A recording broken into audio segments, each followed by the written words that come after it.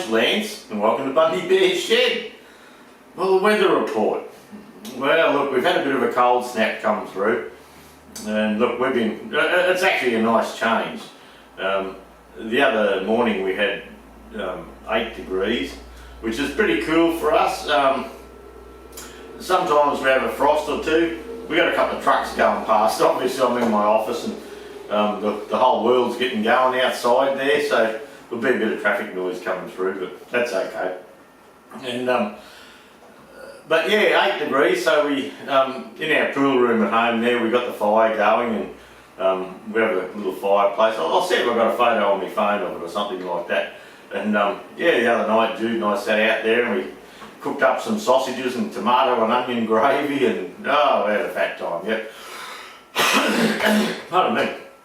And yeah, so it's lovely weather for doing stuff. Yesterday, Monday, was a public holiday in Queensland for Labour Day, and normally we're shut, and we were shut, but business has been so busy lately.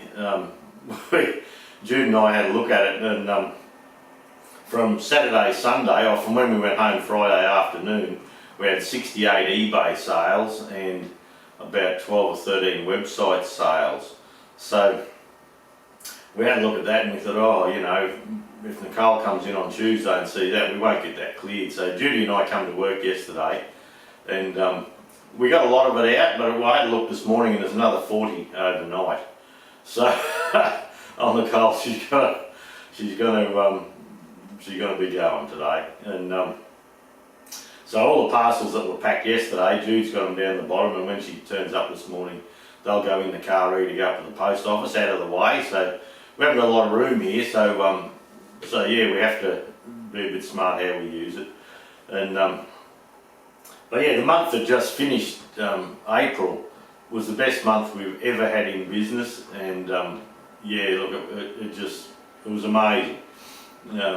Even when we had the workshops, we used to run some good figures when we had the workshops, but the parts business now has picked up with our website. Our website's a big part of it, but our website and all that, the business has picked up to way more turnover than even when we had the workshop. So look, that's a great thing. I think I've told you before, Judy and myself we propped up the business last year, and yeah, just to keep the wages going and all that. So it looks like in a month or so we should be able to have all that money to put back into the give it back to the bank, really. Yeah, so hopefully that's a good thing. Our old forklift down the stairs there, I bought this old forklift 5 years ago when we moved into this building. It was 2015 April, Easter 2015, and we moved in. Actually, we moved in over Christmas. Then we moved out again in the April after sort of thing. But I bought this old forklift, and it's just a walk behind stacker, and it's a big old dinosaur of a thing, and it's big and wide and does 1.8 tonne, but it's a reach stacker, so it's got a scissor mechanism, so you can actually keep the forklift still and just extend about the width of one pallet, 1230 mil that would be, and look, it's a big old cumbersome thing, and it's a bit of a bugger to drive and all that. It's a bit not user friendly. So last week we actually did the sale, bought a new one, and Justin that bought my whole workshop off me, he was in, so he's going to buy the old one off me, and we've got a factory refurbed little walk behind stacker. And where the other one was about 1.5 metres wide, this is about 1100 wide, so that gives us more room downstairs. And the other old girl, we had a big 100 watt, 100 amp charger. Pardon me.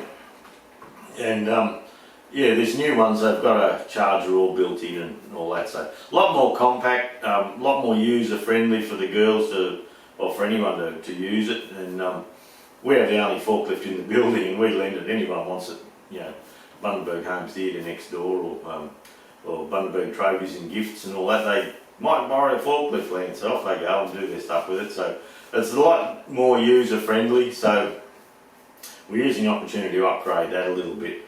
It's been something that we've been wanting to do. It's the old forklift, we've always been worried if the batteries, it's got this huge big deep cycle batteries in it, and if those batteries ever shit themselves, they would be worth far more than the forklift.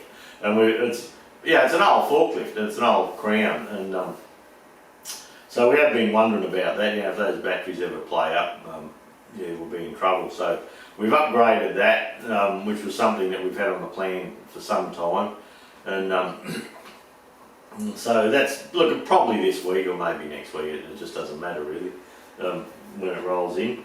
I rang my mate Bruce. Any of those in Australia that are on the YouTube Machinists Facebook page will know of Bruce Witham. And Bruce has rung me over the years, and we've had a chat about a few things. So and a lot of industry experience, and so I've been looking. YouTube makes us a bit of money. It chugs along, and it's on a bit of a spike at the moment too with the Fergie series and all that. So I've been looking at upgrading my lathe and the mill and all that before retirement. My lathe there now, my AL335, it's there's nothing really wrong with it. It goes all right, but I've had it for quite a few years, and it was in my workshops, and every man and his dog had a turn. But it's okay. Nothing really wrong with it. I was using it just on the weekend, no worries at all. And so I'm going to move that one along, and I rang Bruce about my budget is for a Hare and Forbes type lathe, not a. We spoke about buying an old second-hand lathe, and Bruce said, "Look, don't go and buy a second-hand one." He said, you're buying the wear and tear and all that as well. So he said, look, if you can afford it, buy new. And Hare and Forbes have the Chinese range, but they also have a Taiwanese range, and the AL, I think it's AL 960 and AL 1000. I think they're the numbers. They're Taiwanese made machines, and for the size lathe, the bed's a little bit wider, and they're a more basic lathe. And pardon me, the reason I rang Bruce was to, I know Bruce has a lot of Hare and Forbes machines in his shop, and he makes a quid out of them, and he makes a living. But he was telling me years ago he bought some Chinese ones, and after a period of time he moved them out of the shop, and he bought the Taiwanese ones, and since then they've done great service for him. So and that was the reason I rang him, because you can buy a Chinese lathe, and you can buy one with slide out swarth trays and coolant and all the bells and whistles. You get a lot of bang for your buck really, but it's still a Chinese lathe. And look, in all reality, I've done well with mine. Like, I learned to thread on mine and all that. So for a hobbyist, they're great. But we spoke about the Taiwanese ones, and he said, look, if you can afford the Taiwanese one, get the Taiwanese one, get a brand new one. And you miss out on some of the things like coolant and the swarth tray, and you don't get a quick change tool post on them. They've got the old type tool post, and so bang for your buck. If you're into the trinkets and the bits and pieces, the Chinese one is a better machine. I was looking at, I think it was the AL346, and it was about $8,000 in Australia. And so anyway, I've gone with the the 960 anyway, made the Taiwanese lathe. So we ordered that last week, and I got a thing from and I rang them to see, I wanted them to run a tape over it to make sure that it would fit in my little machine shop okay. And they run a tape, and look, it's about so much longer than my AL335, so than my existing lathe, so there's plenty of room there for it. And and so I rang the bloke, and he said, look, I've got one in stock, and he said there's a new shipment of them coming, but he said the price is going up because the Aussie dollar tanked a little while ago, and it's starting to work its way back up again. But when they ordered the lathes in, that was when the Aussie dollar wasn't looking real flash. So he said that there's possibly a well, he said there is definitely an increase in the new batch coming through, and I said, oh, what are we looking at, 5%? He said, look, he said, it may even be up to 10%. So I thought, oh, well, yeah, on a $7,000 lathe, there's $700. So I thought, oh, okay. So I jumped online and bought it, and I bought the taper turning attachment too, which was another $800. I've never owned one of them, I always wanted to. So, so the taper turning attachment, I'm getting that. Nothing else much. I've got the quick change tool post and that at home that I'll convert to it and that. And but when I bought it, yeah, here in Forbes, they messaged me and said, look, from when I rung to when this other one, when I did my purchase, they'd run out of stock, and was I happy to wait? And I said, look, I'm happy to wait, that's okay. And so I'm getting one of the new batch that's coming in, which might have a few, might be upgraded a little bit, but probably not. Well, probably not, nothing great anyway. At the old pricing and all that, so that's good. It's still a couple of $100 to get it transported up here and things like that. So hopefully we'll have a new lathe. And I bought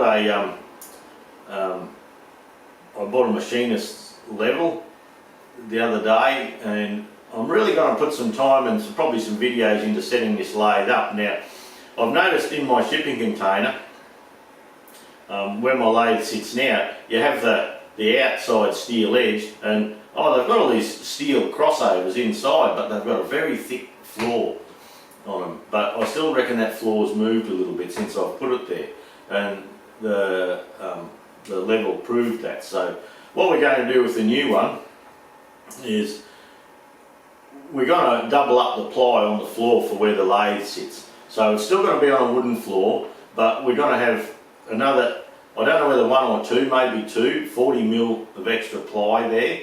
It'll be 20 or 40 anyway, I'll make up my mind at the time. Then I've got them at home there now, some little feet, and we're going to machine these feet up. And it looks like there's a 5/8 hole in the bottom of the lathe, so I've got the bolts and all ready to do it, and we're going to put all adjustable feet. So I can put the new lathe in, I can settle it down where I'd like it to be. I'll take the time and set it up and get it running true, and then within a month or two we'll do the whole process again, and we'll keep doing it until everything's settled and in its happy spot, and it's running true. So that's a bit coming up. I've never been so accurate with one before, but I'm buying this as a better quality machine, and I'm going to take the time and set it up. To my knowledge, it's not going to be moved again. Like when I bought it in one workshop, then we shifted it to the next workshop, then we shifted it up to the shed, then we so it's had half a dozen shifts in its life, and for what we do, it's fine. But this new one, I'm going to take particular time and set it up as best I can on a wooden floor, and with the steel frames under, I'm sure it'll be fine. It's just everything will settle a little bit, and yeah, it'll be an interesting thing. So I've been watching Dale Dairy and a few of the other ones on setting up and trimming up lathes. It's the same lathe Max from Swan Valley Machine Shop. He's got a 960, and Marcus overseas over Perth's got one, and they've been making the same lathe for well over 20 years now, and it's just been a good basic lathe. So I'm looking forward to that. Having a new toy is always good. Talking to Bruce about all the Taiwanese stuff, and last week I showed you my drill press that I was thinking, I'll pull it up and do it up and bug around. And anyway, I was over at Trade Tools the other day, and we're looking at I was looking at a bit of tooling, and I haven't got a good workshop vacuum and a shop vac, so I'm thinking of looking at that as well. And so I thought I'd go over, and I had a 30 litre one there, but there's a 60 litre one with, you can put a cyclone on the end of it, and it's just a bit stronger motor, and I find I've got a little Makita vacs and little pissy little things, and they work alright, but I thought if I get the bigger motor one, and it's got proper air cleaners in it and all that, well, it'll be good for around the mill and lathes and that. So I was overlooking at that, and anyway, they had a drill press there, and it's made in Taiwan, and we run it up and all that, and look, it's pretty good. I've crammed the bed in and all that, and mucked around, and look, it's okay. I reckon the spindle's a little bit noisy, but look, it's fine. So the old one I was going to do up, my mate Paul, he was over yesterday, and we were bugging around up the back, and that's another story altogether. And I said, guess $100 you can have that old one. And yeah, bloody hell, so apparently he wants that one. And so I've got my new one in there set up. And then on the weekend, on Saturday, I got stuck into, I've just taken a bit of footage this morning before I went to work in the dark. I was outside taking a bit of a walk around just to show you. And so, yeah, I've turned the tool grind around. I had an old shelf, and I cut and shut and refolded that and all that to put a screen in behind where the new lathe will go and where my tool grinder is, because it was a messy little bugger of a thing. You know, yours, and grinders are just like that by their nature. So I made a proper shield for that, which is something I wanted to do. Then I bought my 3-ton arbor press up, and I was always going to make a few bits for that, never did. I was a bloody gunner. And so I'll probably do that now. It's up there poking me in the eye.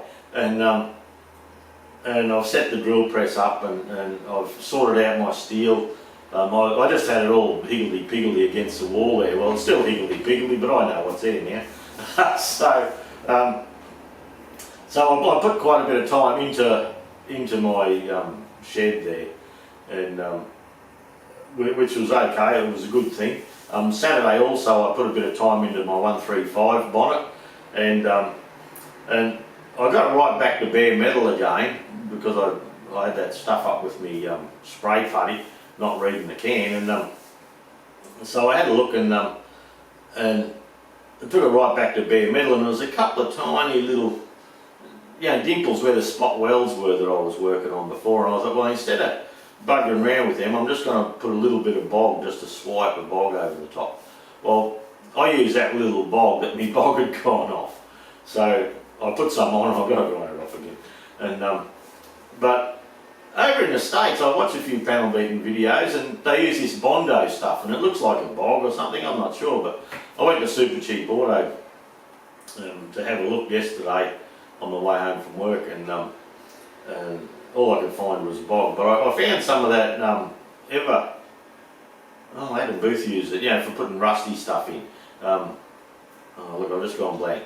And yeah, you put like a rusty pair of pliers in it, and it'll just clean up the rust and old stuff. And I bought some of that. I never saw it in Australia before, but anyway, they had some, so I bought that. And a bit of filler, so perhaps this next weekend. Like, it's lovely weather for painting in Australia now. It's nice and dry, and so I may get that done, we'll just see. So with trying to tidy up my workshop, getting it ready for the new lathe, and doing that, then I thought I'd better put a bit of time on that bonnet while the weather's nice. And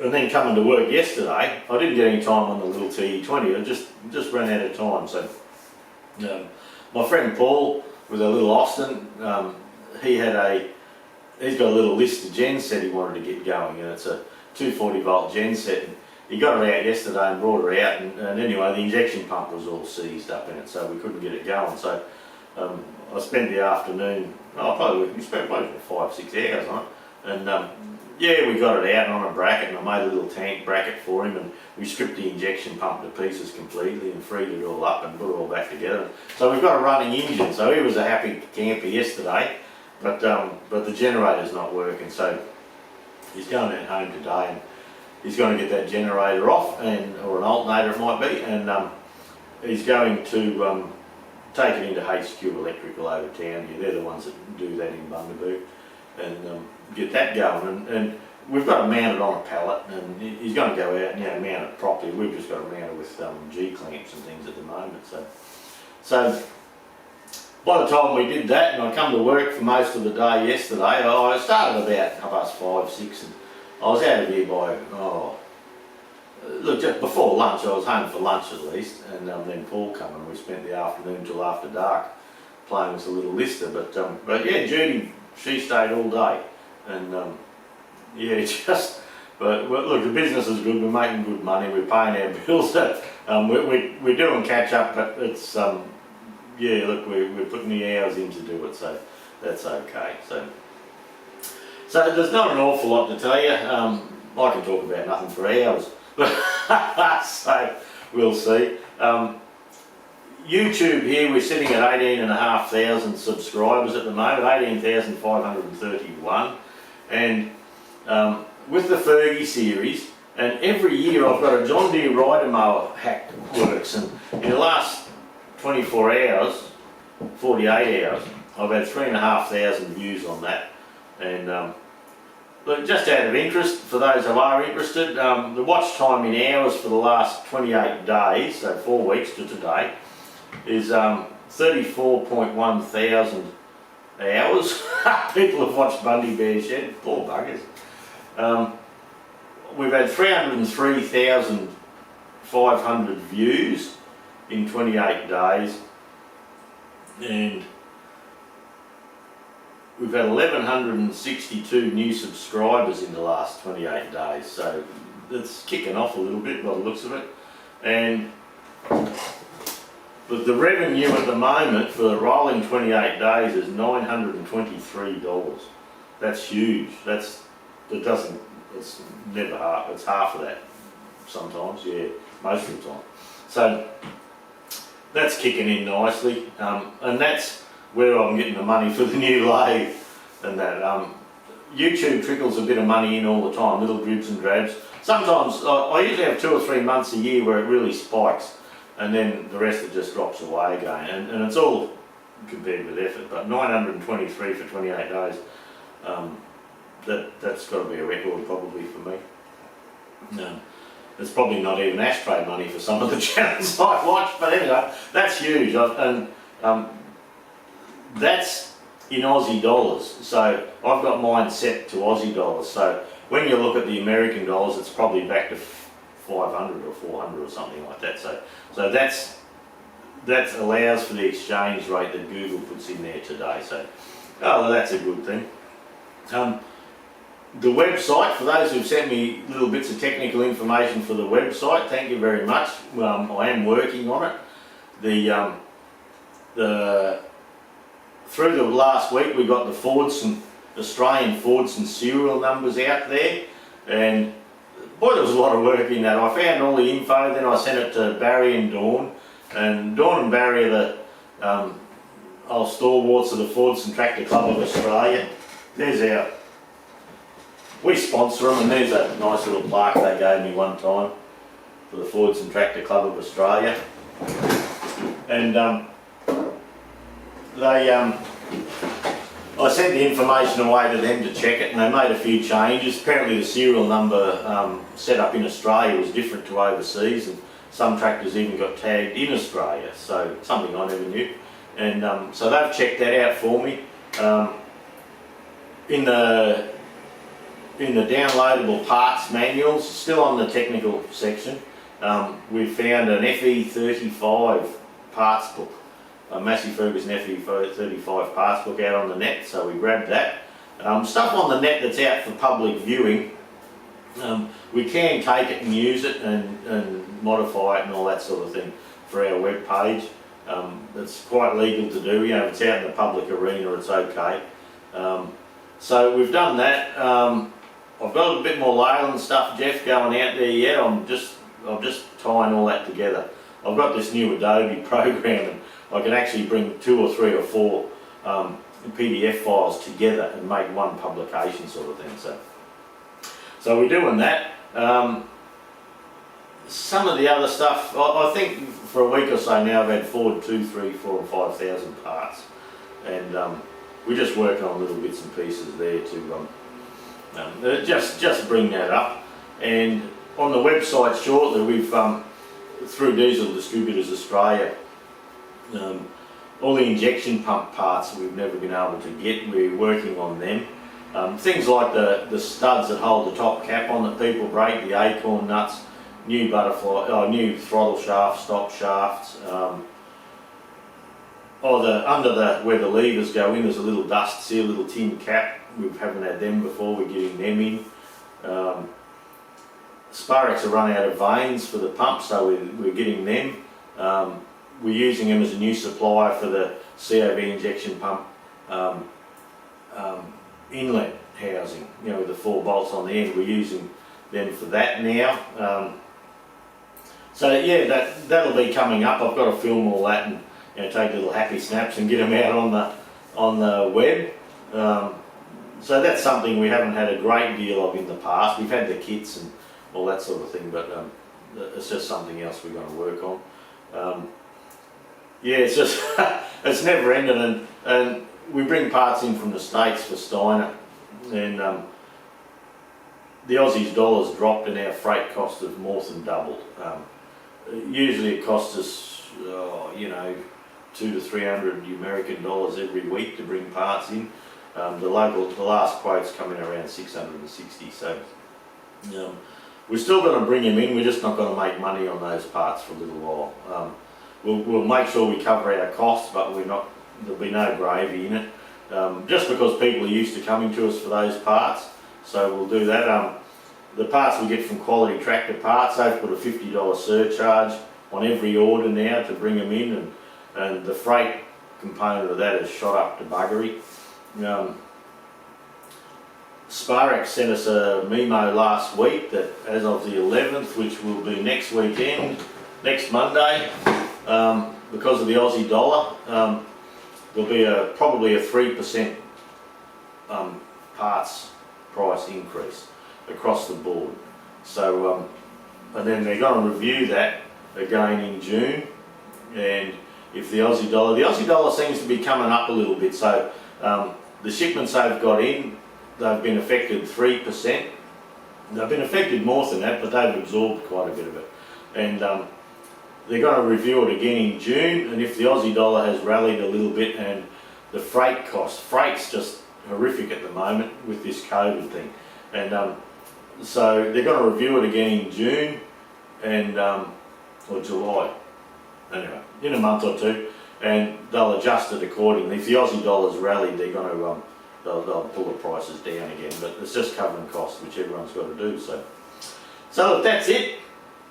Not a lot of excitement. There'll be no little Fergie videos this week. I'm sorry. It's just we just didn't get time. Just overrun with I had my little the workshop work I wanted to do, in my little hoochie, and then we come to work for a day, then help me mate for half a day, and it's just that's how it works. That's life, eh? But perhaps through the afternoons this week, I might be able to get home and get a little bit covered. Like I've got to do the oil pump yet. I want to pull the camshaft and check that out, and popping some pistons in. That's a couple of hours worth of bugger all. So. But I want to pull that cam first and check that out. So I don't know if I'll be able to get any videos out this week for the Fergie, but we'll have a go. If not, I'll just try and put a bit of extra time next week. We've got our new parts man Dean here now, and he's learning. He's got a lot to learn. We just do things different to everyone else for some reason, and so he's unpacking and he's struggling a bit with some of the bits and pieces and the phone calls and all that, but there's plenty of backup by the time there's me, Jude and Ross, and that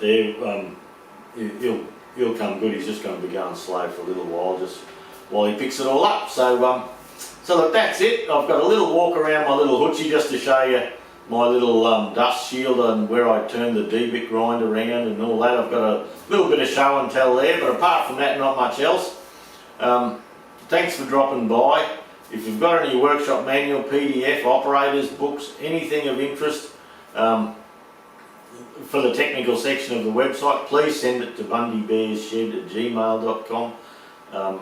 If you've sent something last week and you haven't seen it there, or the week before you haven't seen it there, we're working on them. We're just tidying them up and we're trying to bring them clearer. Or there you go. I was trying to get it all said before my camera timed out at the half an hour mark, but it got me. caught in the act. So, so I'm not sure when it cut out, but yeah, look, if you send something and you haven't seen it on the technical pages, if it's suitable, it's on its way. So we'll work away at that, and yeah, we'll just see how we go with it all. But have a good week, everyone. Once again, thanks for dropping by. Hopefully there'll be a bit more content next week, as in the tractor repair videos and things like that. We just didn't get time this weekend, but it's certainly on our mind, and we're certainly going to push along with it. So we'll catch you next week. Have a good week, everyone.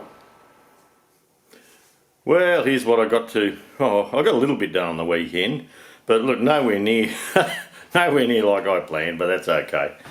But on my D-bit grinder here, it was making a bit of a mess around the top of this snap-on box here. So I actually made up a bit of a shroud for it. I've cut a little circle out so the motor can breathe properly, and hopefully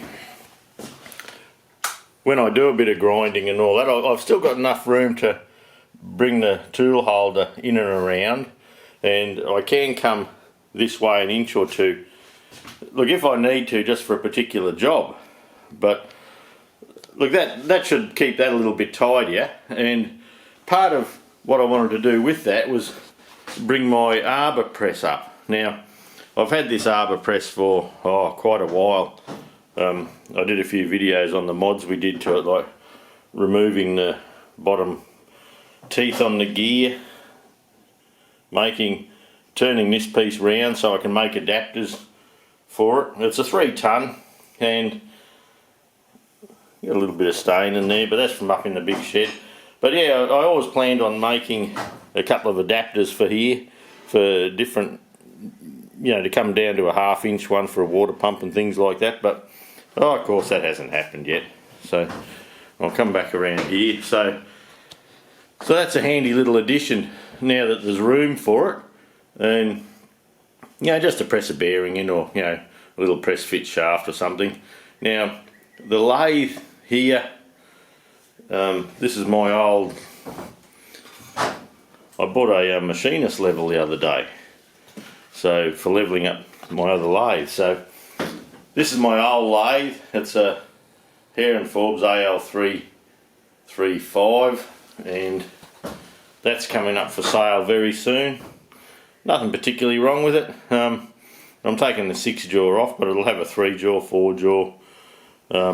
That was the original tool post, but when we come around onto the mill, I've got a spare quick change tool post, so I'll make sure that there's one of them adapted for this lathe and one for the new one.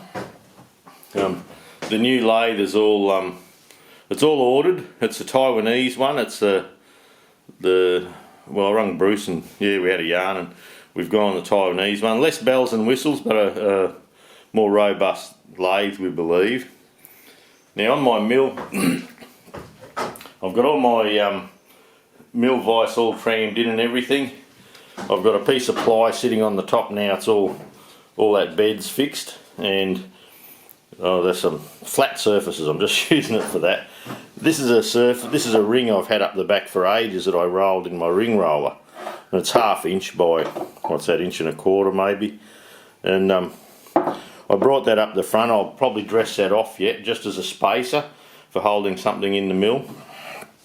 And I've had these cast pieces for ages. I found them at the scrappies one time. I don't know what they are. I gave one to Emma once to machine, and I brought them up. I think I'm just going to dress this side, and just with a face mill, and then I'll probably, while I've got it down, I'll run along the sides here, each side. Then that'll give me something to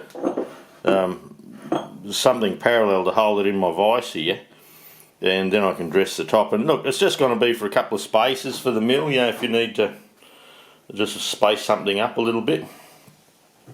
Then we'll go over to the door where we come in here, and that's my new drill press.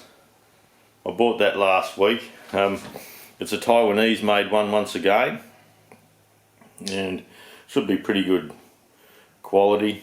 A little bit rattly, I reckon, but yeah, look, it's fine. And then down the bottom there, I'll make sure I'm zoomed right out. Down the bottom there, I've got a little bit of organisation with some of my stock that I like in here. So yeah, bits of long bar and bits of hollow bar and all that there. So I'm slowly getting all this area all tidied up. The toolbox as well, it's nothing changes there much. And up that end there, well, everything that was in the road up this end's just migrated to that end for the moment. And I will have a bit of a tidy up down there when the time comes. But yeah, look, I didn't get any tractor work done this weekend. I wanted to get this drill press in and done, and then we got busy at work, so I went to work for a day. And then yeah, yesterday my friend Paul come over and he's had a little 6-cylinder lister up the back, so we stripped the pump and got it working. So no Fergie work, but we'll catch up.